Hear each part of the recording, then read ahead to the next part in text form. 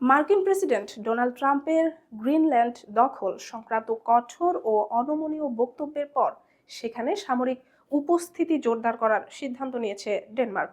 দেশটির স্বায়ত্তশাসিত প্রদেশ গ্রিনল্যান্ডকে ঘিরে ভূরাজনৈতিক উত্তেজনা বাড়তে থাকায় কোপেনহেগেন ইতোমধ্যেই সেনাবাহিনীর অগ্রবর্তী কমান্ডের একাধিক ইউনিট পাঠানোর প্রস্তুতি চূড়ান্ত করেছে।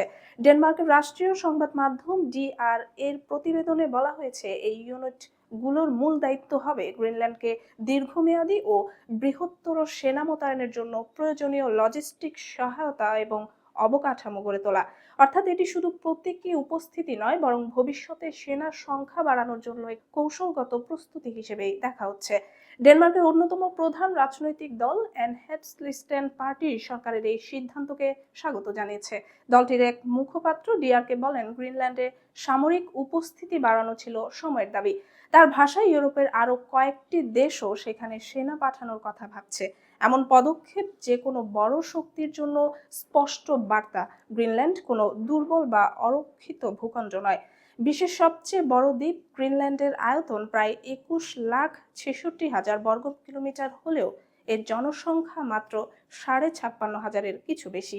এর মধ্যে প্রায় 90% ইনুইট জনগোষ্ঠীর অন্তর্ভুক্ত। ভৌগোলিকভাবে এটি উত্তর আমেরিকার অংশ হলেও রাজনৈতিকভাবে গ্রিনল্যান্ড ডেনমার্কের অধীন একটি স্বায়ত্তশাসিত প্রদেশ। এখানকার বাসিন্দারা ডেনমার্ক ও ইউরোপীয় ইউনিয়নের নাগরিকত্ব ভোগ করেন। আর্কটিক ও আটলান্টিক মহাসাগরের সংযোগস্থলে অবস্থিত গ্রিনল্যান্ড কৌশলভাবেই অত্যন্ত গুরুত্বপূর্ণ। বছরের বড় অংশ জুড়ে তুষারাচ্ছাদিত এই ভূখণ্ডের নিচে রয়েছে বিপুল পরিমাণ খনিজ সম্পদ ও সম্ভাব্য জ্বালানি মজুদ, যা বৈশ্বিক শক্তিগুলোর আগ্রহ আরো বাড়িয়ে তুলেছে। 2025 সালের 20 জানুয়ারি দ্বিতীয় মেয়াদে যুক্তরাষ্ট্রের প্রেসিডেন্ট হিসেবে দায়িত্ব নেওয়ার পর থেকেই ট্রাম্প প্রকাশ্যে গ্রিনল্যান্ডকে যুক্তরাষ্ট্রের নিয়ন্ত্রণে আনার আগ্রহ দেখিয়ে আসছেন। সর্বশেষ 10 জানুয়ারি হোয়াইট হাউসে এক ব্রিফিংয়ে তিনি বলেন, গ্রিনল্যান্ড দখলের বিষয়টি যুক্তরাষ্ট্রের জাতীয় নিরাপত্তার সঙ্গে জড়িত।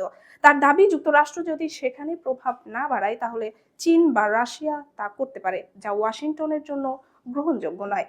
ট্রাম্প আরও বলেন, 1951 সালের চুক্তির আওতায় গ্রিনল্যান্ডে যুক্তরাষ্ট্রের সামরিক ঘাঁটি থাকলেও কেবল চুক্তি দিয়ে নিরাপত্তা নিশ্চিত হয় না, মালিকানা ও সরাসরি নিয়ন্ত্রণ প্রয়োজন। এই বক্তব্য ইউরোপ জুড়ে ব্যাপক প্রতিক্রিয়া সৃষ্টি করেছে।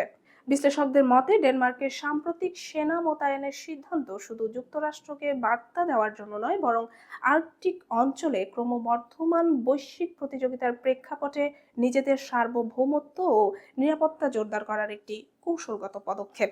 গ্রিনল্যান্ডকে ঘিরে শক্তিধর দেশগুলোর আগ্রহ বাড়তে থাকায় আগামী দিনগুলোতে এই অঞ্চল আরো বেশি আন্তর্জাতিক উত্তেজনার কেন্দ্রে পরিণত হতে পারে।